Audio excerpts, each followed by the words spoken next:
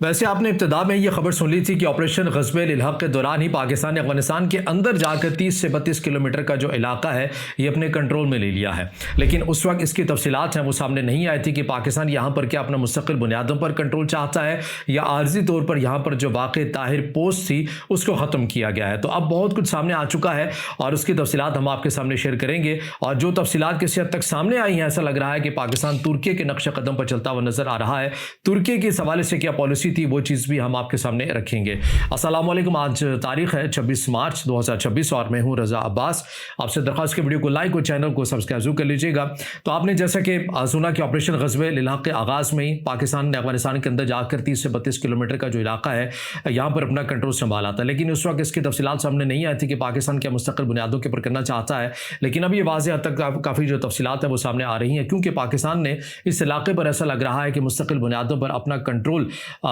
قائم رکھنے کے لیے اپنا ایک ارادہ اور نیت باندھ لی ہے، اور اسی حوالے سے اقدامات کا سلسلہ جو ہے وہ بھی شروع کر دیا گیا ہے۔ چونکہ یہ کافی مشکل علاقہ ہے، اور جس چوٹی کے اوپر افغانستان کے افغان طالبان رجیم کی جو چیک پوسٹ تھی جس کو طاہر پوسٹ بھی کہا جاتا ہے، یہ اسی جگہ کے اوپر پاکستان نے اپنا کنٹرول سنبھالا ہے۔ تو یہ بیسیکلی ایک پہاڑی ہے، مشکل پہاڑی ہے، اور اس کی جو اونچائی بنتی ہے وہ تقریباً 1500 سے 2000 میٹر تک یہ اس کی جو ہائٹ ہے یہ بنتی ہے، اور اس کے اوپر کنٹرول کرنے کا مطلب یہ ہے کہ جو افغانستان سائڈ کی جو طاہر پوسٹ یہاں پر تھی طالبان رجیم، تو وہ اس چوٹی کے اوپر کھڑے ہو کے بڑی آسانی کے ساتھ جو پاکستان کے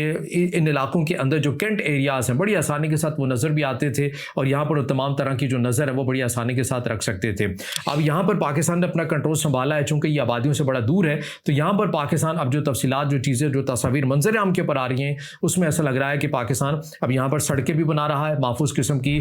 نگرانی کے لیے جو اکوپمنٹ ہے وہ بھی یہاں پر انسٹال کیا جا رہا ہے، ڈرون سسٹم یہاں پر لائے جا رہے ہیں، دیگر جدید قسم کے جو سینسر ہے وہ یہاں پر نصب کرنے کی باتیں کی جا رہی ہیں، خاردار تاریں لگاتی ہوئی جو چیزیں وہ تو ہمارے سامنے آ ہی رہی ہیں۔ اور پھر چونکہ یہ ایک انتہائی مشکل علاقہ بھی ہے اور پیچیدہ قسم کا بھی علاقہ ہے، دشوار گزار ہے، بنجر علاقہ ہے، آبادیاں دور دور تک نہیں ہے، پہاڑی علاقہ ہے اور مشکل پہاڑی علاقہ ہے، تو یہاں پر جب سردی کا موسم آتا ہے تو شدید قسم کی برف باری بھی ہوتی ہے، اور پہاڑوں سے مکمل طور کے پر یہ جو پہاڑ ہیں یہ ڈھک جاتے ہیں۔ اب ان تمام تر چیلنجز کو دیکھتے ہوئے پاکستان کی سیکیورٹی فورسز یہ بھی اقدامات کر رہی ہیں کہ یہاں پر سیکیورٹی اہلکاروں کے لیے رہنے کے لیے محفوظ قسم کے جو بنکرز یا جو چیک پوسٹیں ہیں وہ بھی یہاں پر قائم کی جا سکے، تاکہ دشوار گزار اور مشکل اور سردیوں والے موسم کے اندر وہ محفوظ طریقے سے رہ سکیں، اور اس دوران ظاہر ہے مین پاور یا کسی بھی فرد کے لیے جا کر جاسوسی کرنا یا دیکھنا نظر رکھنا بڑا مشکل ہوتا ہے۔ تو اسی لیے ابھی سے جدید قسم کی جو مشینری ہے جو جاسوسی اور نگرانی کے لیے استعمال کی جا سکتی ہے وہ یہاں پر نصب کی جا رہی ہے۔ ایک تو یہ چیز ہوگی۔ اب پاکستان نے اسی علاقے کے اوپر اپنا کنٹرول کیوں سنبھالا ہے، اس سوال کا جواب بھی میں آپ کے سامنے رکھتا ہوں، لیکن اس سے پہلے یہ ضروری ہے کہ ترکی کا کون سا ماڈل ہے جو ممکنہ طور پر پاکستان نے اپنایا۔ دیکھیے اسی طرح کی جو تھریٹ جیسے کہ پاکستان کو افغانستان سے ہیں، ترکی کو شام کے حوالے سے تھیں۔ بشار الاسد کے وقت میں ہم نے دیکھا کہ ترکی اور بشار الاسد کے جو تعلقات تھے وہ کچھ اچھے نہیں تھے، کیونکہ ترکی یہ سمجھتا تھا یا اردگان یہ سمجھتے تھے کہ جو سرحدی علاقے ہیں شام کے، یہیں پر جو کرد بڑی تعداد کے اندر آباد ہے جنہیں ترکی ہمیشہ اپنے لیے خطرہ سمجھتا تھا، اور وہ وہیں سے آ کر ترکی کے اندر آ کر اپنی کاروائیاں جو ہیں وہ کیا کرتے تھے۔ تو اس میں پھر یہ ہوا کہ ہم نے دیکھا کہ 2016 میں ترکی کی سیکیورٹی فورسز کی طرف سے ایک کارروائی کی گئی، اور شام کے اندر جا کے تقریباً یہ 30 کلومیٹر کا علاقہ بنتا ہے، اور تقریباً 19 میل یہ گہرائی اس کی ایک بنتی ہے، اور 400 یا 440 کلومیٹر آپ اس کو کہہ لیں کہ ایک پٹی ہے۔ یہ ایک پوری سیریا کے اندر جا کر شام کے اندر جا کر ترکی نے اپنے اس کے اوپر کنٹرول بنایا، اور یہاں پر ایک بفر زون جو ہے وہ بنا لیا، اور یہاں پر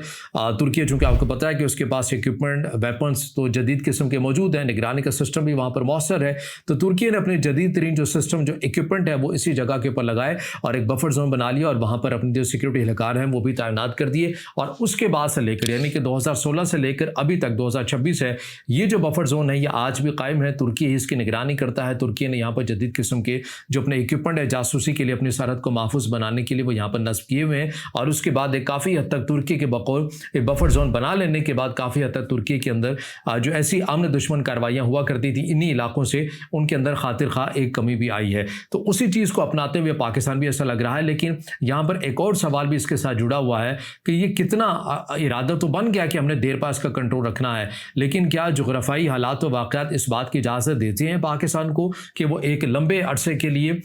इस जगह का कंट्रोल संभाल सकता है? क्योंकि देखिए, जो तुर्की की तरफ से बफर जोन बनाया गया है वो कोई मुश्किल इलाका नहीं है, वो एक मैदानी और हमवार इलाका आपको लगता है, वहाँ पर बागात है, वहाँ पर जैतून है, और उन्हीं इलाकों के बीचों बीच में जो तुर्की की तरफ से बफर जोन ये बनाया गया है। फिर इसके अलावा एक और जो चीज़ है सख्त, यानी अगर सर्दी का मौसम भी आ जाए तो सर्दी ऐसा नहीं है कि कोई बड़ी शदीद किस्म की पड़ती है, मामूल के मुताबिक ही पड़ती है, जहाँ पर एक आम इंसान जो है वो रह सकता है, और ज़ाहिर है सिक्योरिटी फोर्सेस वहाँ पर रहती भी हैं, 2016 से इसको मेंटेन भी किए हुए हैं। लेकिन उसके मुकाबले में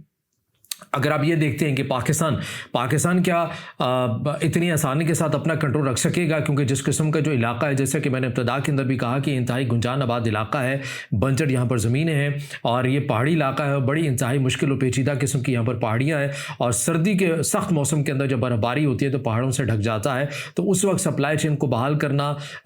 तलब और रसद को बहाल करना, मेनटेन करना एक बहुत बड़ा चैलेंज होता है, और ऐसा लग रहा है कि पाकिस्तान उसी चैलेंजेस को मलहूज़ खातिर रखते हुए सड़कों की तामीर जो है वो यहाँ पर तेज़ी के साथ शुरू कर दी गई है, ताकि जो तलब और रसद सप्लाई चेन है वो किसी भी मौसम के अंदर कता जो है वो ना हो सके, और एक राब्ता जो है वो बरकरार रह सके। तो पाकिस्तान का इरादा एक लंबा भी लगता है। फिर अब इस असल सवाल के ऊपर आ जाइए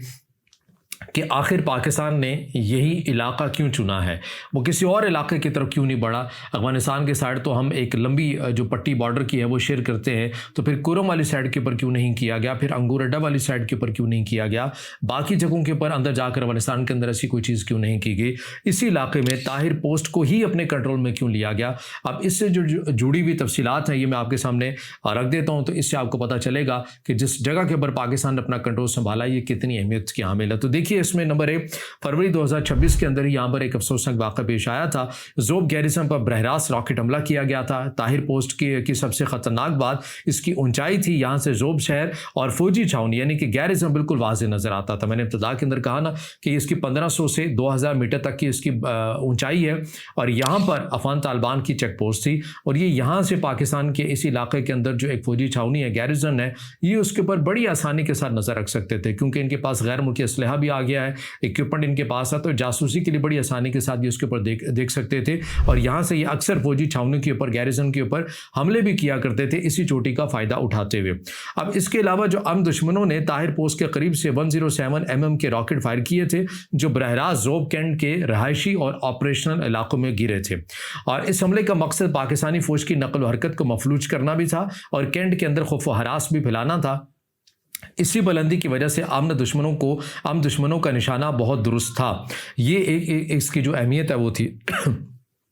अब आ जाइए एक और चीज़ के ऊपर कि पाकिस्तान जब ज़ोब सेक्टर में अपनी सरहदी बाड़ की मुरम्मत या उसे मुकम्मल करने की कोशिश करता तो ताहिर पोस्ट से ही मुसलसल फायरिंग होती। पाकिस्तान बलूचिस्तान वाली साइड पर अफगानिस्तान के साथ की जो पट्टी लगती है अपनी साइड की, उसके वजह खारदार तारे लगाने का सिलसिला शुरू होता। तो ये चूँकि ऊंचाई पर बैठे हुए थे ताहिर पोस्ट में, ये वहाँ से फायरिंग करते नीचे, ताकि किसी भी तरह जो पाकिस्तान के सिक्योरिटी एहलकार, पाकिस्तान का जो अमला है, तकनीकी अमला, वो खारदार तारे लगा रहा है, तो उसके इस काम के अंदर रुकावट पैदा की जा सके, उन्हें किसी सूरत अपना जो काम है वो मुकम्मल ना करने दिया जाए। और यहाँ पर स्नाइपर जो है वो यहाँ पर बैठ जाया करते थे। फिर इसके अलावा इस पोस्ट से होने वाली फायरिंग की वजह से पाकिस्तान के लिए अपनी ही हदूद में बाड़ लगाना भी मुश्किल हो जाता। फिर इसके अलावा एक और जो अफसोसनाक वाक़ा पेश आया वो 16 फरवरी को पेश आया था। ये वो सबसे बड़ा अफसोसनाक वाक़ा था जिसने पाकिस्तान को इस पोस्ट पर कब्जे के लिए मजबूर भी किया। इसकी क्या तफसीलात हैं? आम दुश्मनों के एक बड़े गिरोह ने ताहिर पोस्ट के नीचे मौजूद वादियों से पाकिस्तान हदूद में दरअंदाजी की,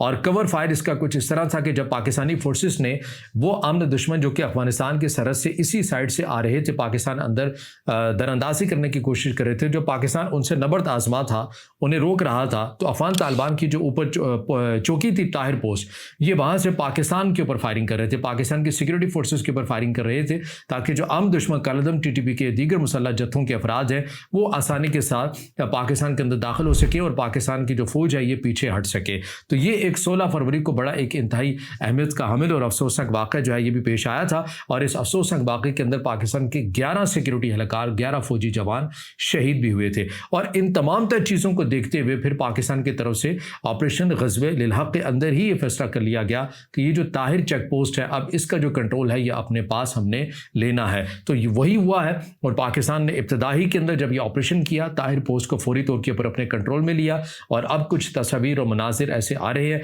यहाँ पर पाकिस्तान खारदार तारे भी लगा रहा है, सड़कों की तामीर और मरम्मत भी कर रहा है, जदीद किस्म के जासूसी की निगरानी के लिए इक्विपमेंट भी यहाँ पर इंस्टॉल किए जा रहे हैं, और सिपाहियों के लिए मुश्किल और सख्त मौसम के अंदर महफूज जो बंकर्स या चेक पोस्टें हैं वो भी यहाँ पर कायम की जा रही हैं। और पाकिस्तान का इस जगह के ऊपर, ताहिर पोस्ट के ऊपर मुकम्मल तौर के ऊपर अपना कंट्रोल संभालना इस बात की अलामत है कि पाकिस्तान को अब इस इलाके के अंदर एक बसरी